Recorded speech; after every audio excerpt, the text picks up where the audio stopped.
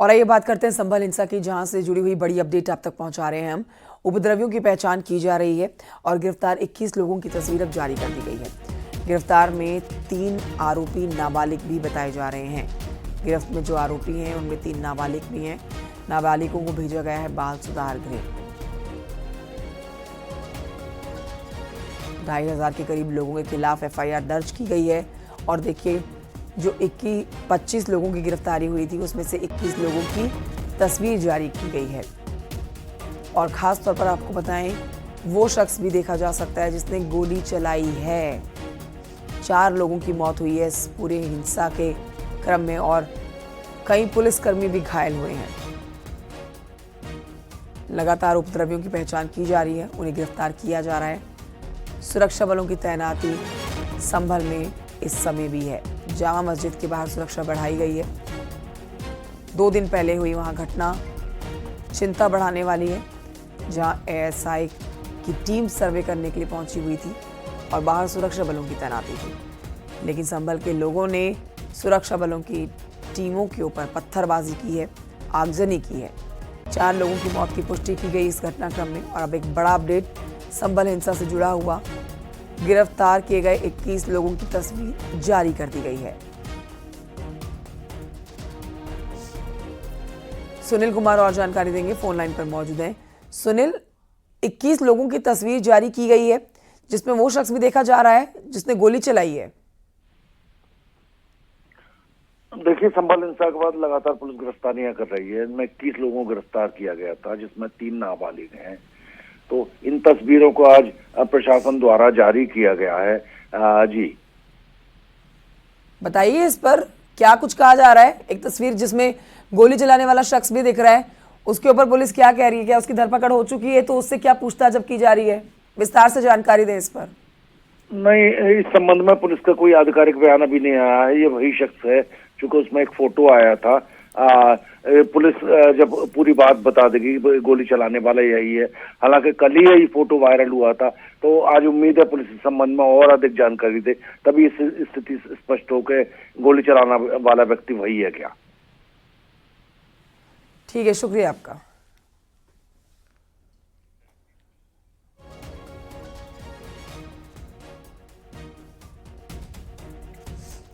संभल हिंसा मामले में उपद्रवियों के गोली चलाने की तस्वीर जो सामने आई है, CCTV कैमरों में तस्वीरें कैद हुई थी। अब इन तस्वीरों के माध्यम से गोली चलाने वालों की पहचान की जा रही है। गोली चलाने वाले शख्स की तस्वीर सामने आ गई है। ये पीछे से आप देख सकते हैं, ये वो शख्स जिसने गोली चलाई। क्योंकि देखिए, आरोप ये लगाए जा रहे थे कि वहाँ पुलिस की टीम ने गोली चलाई है। लेकिन अब आप इन तस्वीरों के माध्यम से अंदाज़ा लगा सकते हैं कि पुलिस ने जो प्रेस कॉन्फ्रेंस की और उपद्रवियों की तरफ से गोली चलाने की बात की, उसमें ये सत्य आप देख सकते हैं, प्रमाण देख सकते हैं, CCTV फुटेज आप देख सकते हैं, जिसमें पत्थरबाजी जो पहले हुई उन्हीं में से एक शख्स ने गोलीबाजी भी की है, आगजनी भी की गई है। 21 लोगों की पहचान की गई है, इनकी तस्वीर भी जारी की गई है, इनको गिरफ्तार किया गया है। लेकिन अब भी कई लोगों की गिरफ्तारी होना बाकी है, जिसके लिए लगातार पुलिस ऑपरेशन चला रही है। और जो लोग बाहर से भी आए हैं, उन लोगों की धरपकड़ के लिए भी लगातार छापेमारी की जा रही है। फिलहाल ये बड़ा अपडेट आपको दे रहे हैं। CCTV तस्वीरों में कैद हुई है उस शख्स की तस्वीर जिसने गोली चलाई है। आप वो शख्स भी देख सकते हैं जिसने अपने चेहरे को ढका हुआ है और हाथ में उसके पिस्टल भी देखी जा सकती है। अब आप देखिए, CCTV की ये वो फुटेज है जहां पर पत्थरबाजी की जा रही है संभल के लोगों की तरफ से। हाथों में पत्थर, चप्पल जो हाथ में आ रखा है। इन उपद्रवियों की वजह से अशांति फैली है। जो जानकारी मिली है, जिसमें DM ने भी प्रेस कॉन्फ्रेंस के माध्यम से बताया कि 700 से 800 लोग जो हैं वो बाहर से यहां पहुंचे हैं। अब ऐसे में ये उपद्रवी अब देखे जा सकते हैं। CCTV फुटेज, ये तस्वीरें आपको जो दिखा रहे हैं, इन उपद्रवियों ने CCTV को नुकसान पहुंचाने की भी कोशिश की है। जहां जहां पर CCTV कैमरे लगे थे उनके साथ भी तोड़फोड़ की गई है। लेकिन कुछ CCTV कैमरों तक जब ये नहीं पहुंच पाए, उनमें तस्वीरें कैद हुई हैं। ये उपद्रवी आप देख सकते हैं और बहुत सारे इसमें नाबालिग भी हैं। 21 लोगों की जो गिरफ्तारी हुई है उसमें 3 लोग नाबालिग हैं जिनको बाल सुधार गृह भेजा गया है।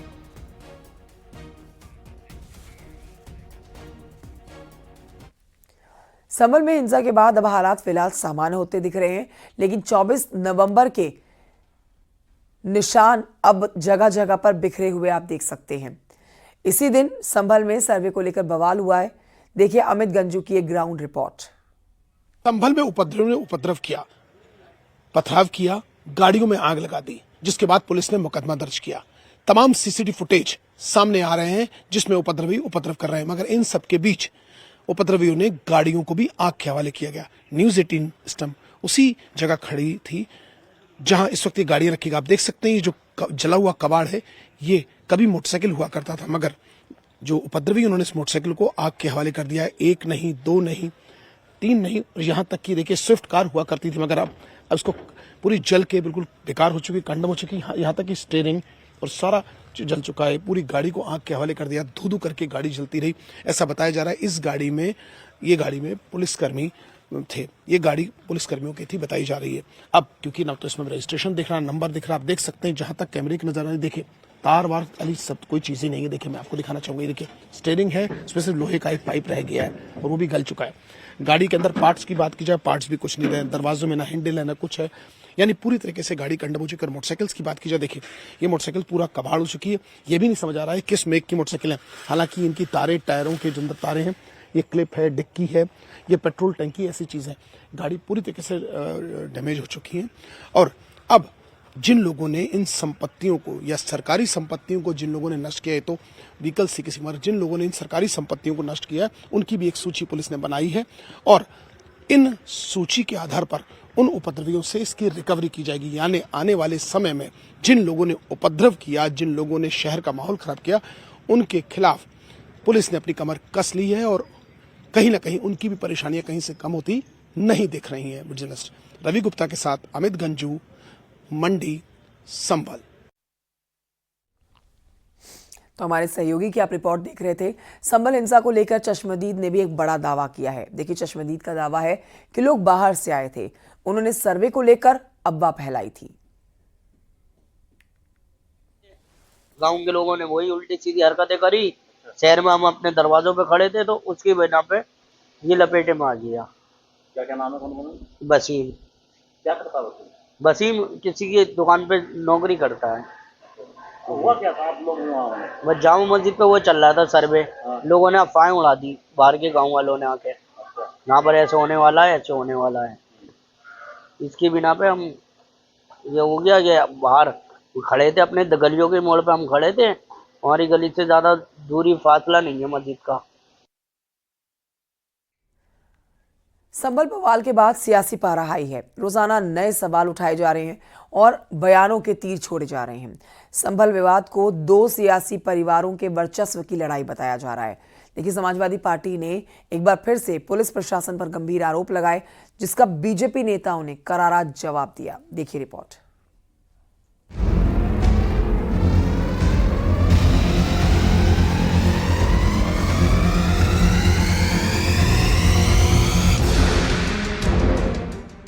संभल बवाल को लेकर रोज नए खुलासे हो रहे हैं। पथराव करने वाले नकाबपोश बदमाश अब पुलिस के टारगेट पर हैं। बवाल करने वाले नकाबपोशों का वीडियो सामने आया है, जिसे जामा मस्जिद के आसपास का बताया जा रहा है। वीडियो में देखा जा सकता है कि नकाबपोश लोगों की भीड़ बवाल काट रही थी। लोगों के हाथों में पत्थर थे। संभल बवाल के बाद एसपी, सांसद और विधायक के बेटे समेत कई लोगों पर एफआईआर दर्ज की गई है। एफआईआर की कॉपी में भी बड़ा खुलासा हुआ है। एसपी सांसद ने जुम्मे के दिन भड़काया था। एसपी विधायक का बेटा भी भड़काने में शामिल था। दंगाइयों ने पुलिस के हथियार लूटे थे। दंगाई आग लगाने, मारने की धमकी दे रहे थे। दंगाई सर्वे के खिलाफ नारे लगा रहे थे। दंगाइयों ने 29 टीयर स्मोक सेल लूटे थे। 20 बोर के 15 कारतूस लूटे गए थे। एसआई की पिस्टल छीनने की कोशिश की। एसआई की 10 कारतूस से भरी मैगजीन लूटी। संभल बवाल पर यूपी सरकार में मंत्री नितिन अग्रवाल ने बड़ा आरोप लगाया है। उनका कहना है कि घटना पहले से ही सुनियोजित थी। संभल की आगजनी और हिंसा वर्चस्व की राजनीति का नतीजा है। मंत्री ने एक्स पर पोस्ट किया कि तुर्क पठान विवाद ने शांति भंग की, साथ ही लोगों की सुरक्षा पर भी सवाल खड़े कर दिए। कि वहाँ पे दो पक्ष समाजवादी पार्टी के, एक विधायक का पक्ष है, एक सांसद का पक्ष है, और इन दोनों पक्षों के बीच में हमेशा वर्चस्व की लड़ाई चलती रही है। कौन ज़्यादा मजबूत रहेगा, कौन किसके समर्थक ज़्यादा मजबूत रहेंगे, इसकी लड़ाई हमेशा रही है। और ये जो संभल में दंगा हुआ है, जिन लोगों ने दंगा किया, उसमें दोनों पक्षों के समर्थक शामिल थे, मौजूद थे, और अपनी वर्चस्व की लड़ाई के कारण उन्होंने संभल में दंगा कराने का प्रयास किया। वहाँ पे गोलीबारी हुई, वहाँ पे उनके एक समर्थक ने गोलियां चलाई, दूसरे समर्थक को गोली लगी, पत्थरबाजी की गई। तो ये बिल्कुल भी बर्दाश्त नहीं किया जाएगा। संभल हिंसा पर समाजवादी पार्टी ने पुलिस प्रशासन पर सवाल उठाए हैं। अखिलेश ने जहां मारे गए लोगों को मुआवजा देने की मांग की, वहीं राम गोपाल यादव ने प्रशासन में अशांति पैदा करने का आरोप लगाया। क्या पुलिस की भाषा हमने नहीं सुनी? क्या कोई इस तरह की गाली गलौज दे सकता है? ऐसे अधिकारियों के खिलाफ कार्रवाई करनी चाहिए, और अगर सच्चे संविधान पे चलने वाले लोग हैं तो ऐसे अधिकारी जो गाली दे रहे थे उनको टर्मिनेट कर देना चाहिए। संभल में जो कुछ प्रशासन कर रहा है 100% गलत कर रहा है जी सर। प्रशासन की लापरवाही से, बल्कि मैं तो ये आरोप लगा रहा हूँ, प्रशासन ने जानबूझकर वहाँ ये सब अशांति पैदा करने का काम किया है। प्रशासन चाहता कुछ भी नहीं हो सकता था। प्रशासन ने ही लोगों को जो जा रहे थे मस्जिद में नारे लगाते हुए उकसाया और ये प्रदर्शित किया कि जैसे मस्जिद पे लोग कब्जा करने जा रहे हैं। संभल की घटना पर बागेश्वर धाम के पीठाधीश्वर धीरेन्द्र शास्त्री ने कहा कि हिंसा करने वालों पर देशद्रोह का केस लगना चाहिए। रोक लगा सकता है, कानून के अलावा कोई उपाय नहीं है। कानून को ठीक तबीयत से उनकी पूजा करनी चाहिए, राष्ट्र और देशद्रोह का केस लगा देना चाहिए। रविवार को संभल में हुई हिंसा के बाद से प्रशासन और पुलिस लगातार एक्शन में है। पुलिस का कहना है कि पोस्टमार्टम रिपोर्ट में हिंसा के मारे गए लोगों की बॉडी से पुलिस की गोली के निशान नहीं मिले हैं। अभी पीएम आ चुका है। तीनों पोस्टमार्टम के अंदर जो गन शॉट वुंड से उनकी डेथ होना बताया है, लेकिन कहीं भी उसमें पुलिस की गोली से या फिर कोई 9mm बुलेट की और इस तरीके की कोई ऐसी बात है वो अभी तक संज्ञान में नहीं आई है। और यह भी सच है कि जिस समय ये कार्रवाई चल रही थी ना उस समय डीएम महोदय से बंदूक चलाने का या गोली चलाने का इस तरीके का कोई आदेश लिया गया था। नॉन लीथल वेपन यूज करने का आदेश लिया गया था और वो नॉन लीथल वेपन ही यूज किए गए हैं। इस सारी घटनाओं का मैजिस्ट्रियल इंक्वायरी का आदेश भी डीएम महोदय द्वारा 7 दिन में समाप्त करने के लिए उनको दिया गया है। संभल में जामा मस्जिद के सर्वे के दौरान हुई हिंसा के बाद अब स्थिति धीरे धीरे सामान्य होने लगी, लेकिन सियासी बयानबाजी चरम पर है। न्यूज़ 18 के लिए ब्यूरो रिपोर्ट।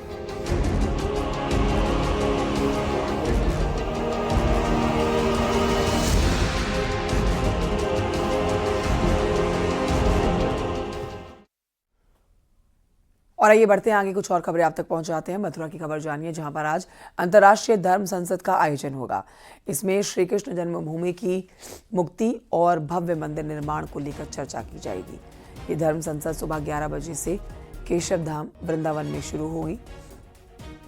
इसमें आचार्य प्रमोद कृष्णम सहित देश विदेश से कई संत शामिल होंगे। इसको लेकर राम मंदिर आंदोलन से जुड़े हुए दिग्गज संत वृंदावन पहुंच गए हैं। राम मंदिर आंदोलन में शामिल रहे महारथियों की मौजूदगी में श्री कृष्ण मंदिर निर्माण की रणनीति बनाई जाएगी। 10 देश के संत धर्म संसद में शामिल होंगे। श्री कृष्ण जन्मभूमि की मुक्ति और जल्द मंदिर निर्माण की भूमिका तय की जाएगी। कृष्ण जन्मभूमि पर आने वाली फिल्म का ट्रेलर और गाना भी रिलीज किया जाएगा।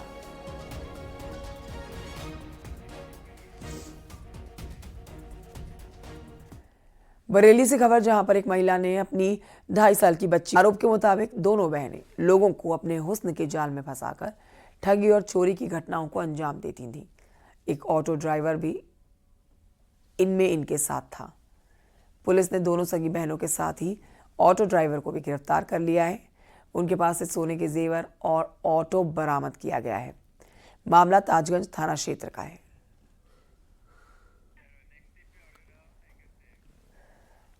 खबर हरदोई से जानिए, जहां डंपर ने गंगा एक्सप्रेस वे का निर्माण कर रही कंपनी के सुपरवाइजर को कुचल दिया है। मौके पर ही सुपरवाइजर की मौत हो गई है, जिसके बाद नाराज लोगों ने रोड जाम कर दी। मृतक के चाचा ने कंपनी के अधिकारियों पर आरोप लगाया कि पहले पिटाई की गई और फिर डंपर के नीचे फेंक दिया गया। बता दें आपको, मृतक की चाची बीजेपी महिला मोर्चा की मंडल उपाध्यक्ष है। परिजन ने अधिकारियों और कर्मचारियों के खिलाफ हत्या का केस किया है और 50 लाख के मुआवजे की मांग की है।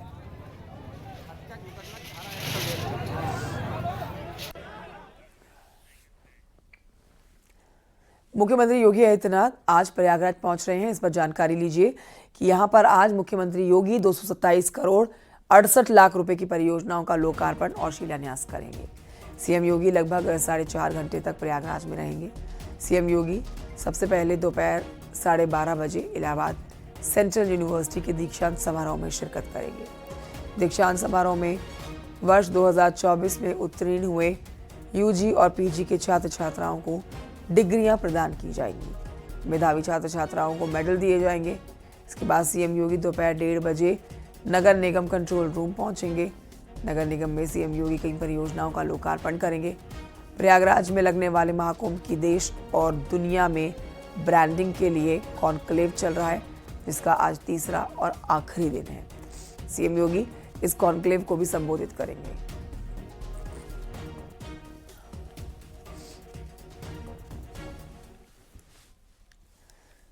और अब आपको बताते हैं, लखनऊ में बीजेपी की संगठन पुनर्गठन को लेकर आज बड़ी बैठक होनी है। ये बैठक विश्वेश्वरैया हॉल में सुबह 11 बजे होनी है।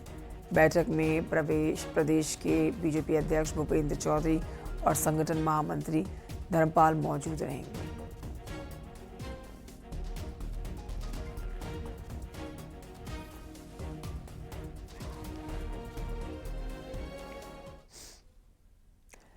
बागेश्वर धाम के पीठाधीश्वर धीरेन्द्र शास्त्री उर्फ बाबा बागेश्वर की पदयात्रा झांसी में है। सनातन हिंदू एकता पदयात्रा आज भी 17 किलोमीटर तक चलने वाली है। ये पदयात्रा मां शारदा महाविद्यालय से निकलने वाली है और इस पदयात्रा में कई वीवीआईपीज भी शामिल होने वाले हैं।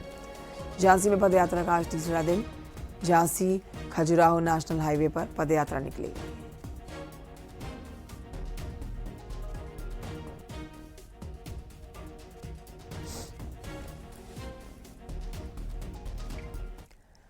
मथुरा में दिल्ली आगरा हाईवे पर कार आगे चल रहे ट्रैक्टर ट्रॉला में टकरा गई और इस हादसे में ट्रैक्टर पर बैठे हुए 2 मजदूरों की मौत हो गई। 5 लोग घायल हो गए हैं। अकबरपुर फ्लाईओवर के पास तेज रफ्तार कार ट्रैक्टर ट्रॉला के पीछे जाकर टकराई है। ट्रैक्टर पर बैठे 2 लोग जिनकी रोड पर गिरने से मौत हो गई। एक की मौके पर मौत हुई है, दूसरे ने अस्पताल में दम तोड़ा है। 5 लोग घायल भी हुए हैं।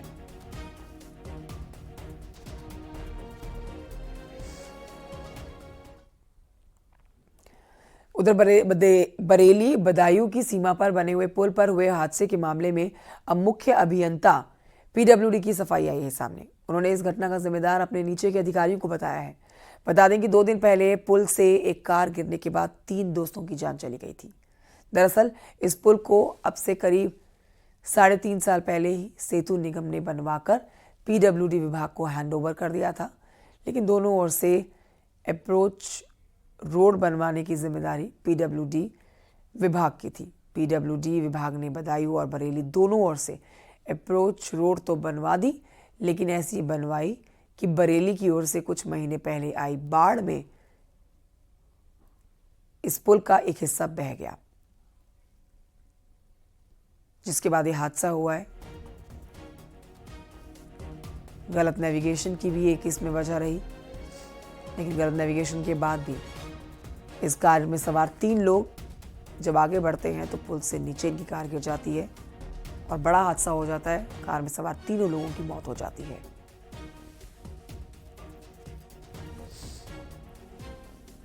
बदायूं की तरफ से वो रास्ता बना हुआ था पुल तक, उसमें पुल के पास दीवार खड़ी की गई थी, लेकिन वो ग्रामवासियों द्वारा उसको तोड़ के वहाँ पर जाया जाता था। और इसमें कहीं न कहीं हमारे जो फील्ड स्तर के और अभियंता सहायक अभियंता है, कुछ न कुछ लापरवाही हुई, जिसको उसको तुरंत उसको मरम्मत नहीं कराई गई और उसको रास्ता रोकने के और उपाय किए जाने चाहिए। जैसे कच्चे मिट्टी डाल के सैंड भर के उसको रास्ता बंद कर दें कि कोई गाड़ी या कोई वाहन वहाँ न जा सके, जिससे दुर्घटना न हो पाए। इसके कारण कहीं न कहीं ये दुखद घटना हुई है।